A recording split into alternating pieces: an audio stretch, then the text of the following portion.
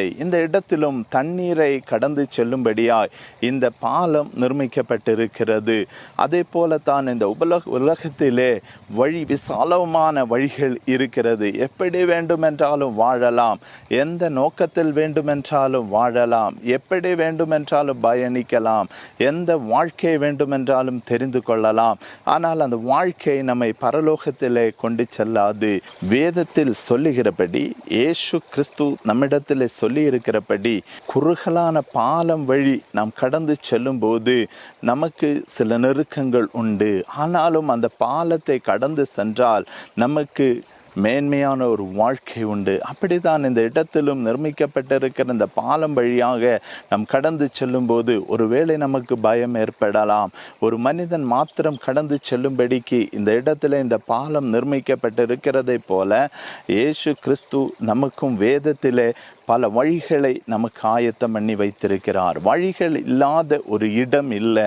ஆனால் பரலோகத்தின் வழி நெருக்கமும் வழி குறுகினதுமாய் காணப்படுகிறது.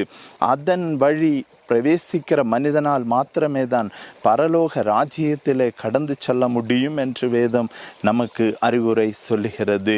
ஆம் பிரியமானவர்களே, இந்த உலகத்திலே விசாலமான பல வழிகள் உண்டு.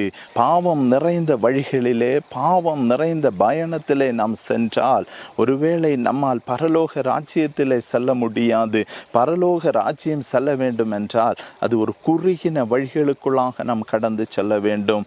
பாவத்தை வெறுக்க வேண்டும், பாவ வாழ்க்கைக்குள்ளாக செல்லக்கூடாது. இந்த உலகத்தின் இச்சைகளை நாம் வெறுத்து வேதத்தில் நம்மிடத்தில் கட்டளையிட்டிருக்கிற அந்த வசனத்தை கை கொண்டு இயேசு கிறிஸ்து நம்மிடத்தில் எதை சொல்லுகிறாரோ அதை மாத்திரம் செய்து கடந்து சென்றால்தான் பரலோக ராஜ்யத்திலே பிரவேசிக்க முடியும். அப்படி என்றால் பரலோக ராஜ்யம் கடந்து செல்ல வேண்டும் என்றால் குறுகினதும் நெருக்கவுமான வழிகளை தெரிந்து கொள்ள வேண்டும்.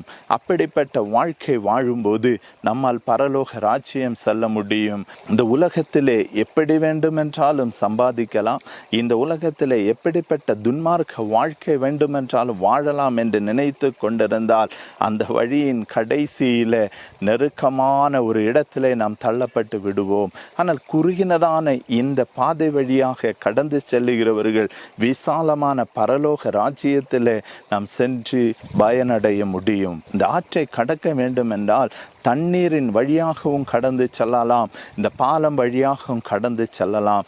தண்ணீர் வழியாக கடந்து சென்றால் வழி விசாலமான வழியாயிருக்கிறது.